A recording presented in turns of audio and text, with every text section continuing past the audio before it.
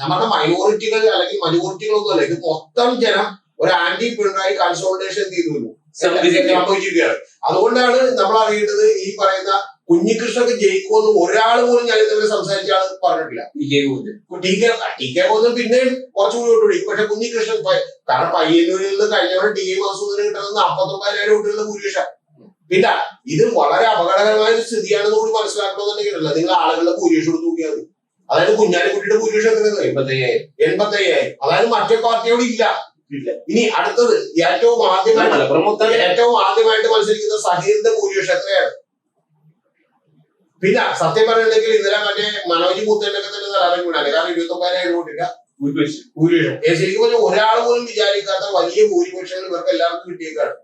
മനസ്സിലായി. പിന്നെ minority consolidation ഉണ്ടാവുമെന്ന് അറിയണമെങ്കിൽ താങ്കൾ ഇപ്പൊ Razan pastor M L A ഉണ്ട്. ഇപ്പൊ എം എൽ എ ആയില്ല.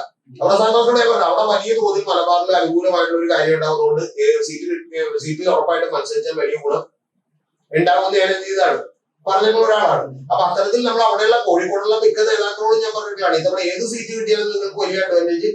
കാരണം വെച്ചാൽ ഒരു ഭരണവിരുദ്ധ വികാരം ഉണ്ടായാലും അതിന്റെ പുറത്ത് എന്ത് ചെയ്തു പോകും, നിങ്ങൾ ജയിച്ചു പോകും. ഇത് നമ്മൾ പറഞ്ഞിട്ടുള്ള ആളുകൾക്കൊക്കെ ഇതറിയാം. പക്ഷെ എങ്കിൽ പോലും ഞാൻ വിചാരിക്കുന്നത് ഈ പറയുന്ന എന്റെ ഏറ്റവും വലിയ പ്രതീക്ഷ എന്ന് പറഞ്ഞാൽ കുറെ BJP വോട്ടുകൾ കൂടെ തിരിച്ചു വരുമ്പോഴേക്കും തോന്നുന്നുണ്ടെങ്കിൽ ഇവിടെ ആലപ്പുഴയിൽ തിരിച്ചു നേരിടുമെന്ന് ഞാൻ മനസ്സിലാക്കിയിരുന്നു. ആലപ്പുഴ മുതൽ തിരുവനന്തപുരം മേഖലകളിൽ കുറെയെങ്കിലും പിടിച്ചിരിക്കുന്നതാണ്.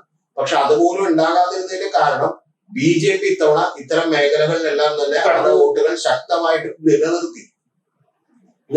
ഇപ്പോഴും പക്ഷെ താങ്കൾ മനസ്സിലാക്കേണ്ട ഒരു കാര്യമുണ്ട്.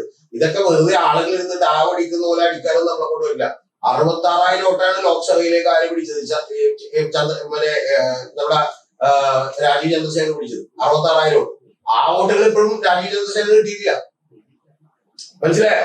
ആ വോട്ടുകൾ ഇപ്പോഴും കിട്ടിയിട്ടില്ല. അതായത് ലോക്സഭയിലേക്ക് ഉണ്ടായ നേട്ടം ഇപ്പൊ വട്ടിയൂർ കഴക്കൂട്ടത്തോ അല്ലെങ്കിൽ ഈ പറഞ്ഞ ഇവിടെയോ രാജീവ് ചന്ദ്രശേഖരനോ വി മുരളീധരനോ കിട്ടിയില്ല. പക്ഷെ സ്റ്റിൽ എന്നിട്ടും അവർക്ക് ജയിക്കാൻ പറ്റുന്ന സാഹചര്യത്തിലേക്ക് അവർ മാറി എന്ന് പറഞ്ഞാൽ അവർക്ക് യഥാർത്ഥത്തിൽ കിട്ടുമായിരുന്നത്ര വോട്ട് എപ്പോഴും കിട്ടിയിട്ടില്ല. അത് ഇത് കുറച്ചു എത്തിയത് പോയി.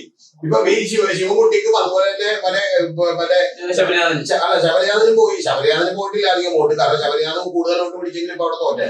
കാരണം കെ മുരളീധരൻ പിടിച്ചതിനോട് ശബരിനാഥൻ പിടിച്ചില്ല. അപ്പൊ അത്തരത്തിൽ ഒരു വലിയ പ്രചരണമുണ്ട്. ആ പ്രചരണത്തിൽ യഥാർത്ഥത്തിൽ CPM-ന്റെ ഹാർഡ് കോർ ആയിട്ടുള്ള പാർട്ടി മെമ്പർമാരും ലോക്കൽ കമ്മിറ്റി മെമ്പർമാരും ഏരിയ കമ്മിറ്റി മെമ്പർമാരടക്കം വീട് പോയിട്ടുണ്ട് എന്നുള്ളതൊരു യാഥാർത്ഥ്യമാണ്.